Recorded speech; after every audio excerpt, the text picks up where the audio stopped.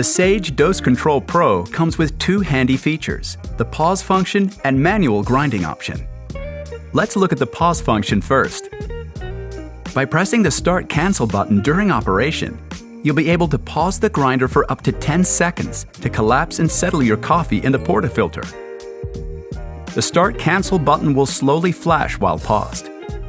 Reinsert the portafilter and press the button again to resume grinding the remaining dose.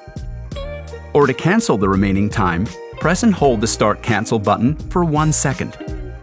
Now, if you prefer to have complete control over how much coffee is dispensed, you'll appreciate the manual grinding feature. To activate the manual grind, press and hold the Start Cancel button for as long as you require. To stop further grinding, simply release the Start Cancel button. It's that easy.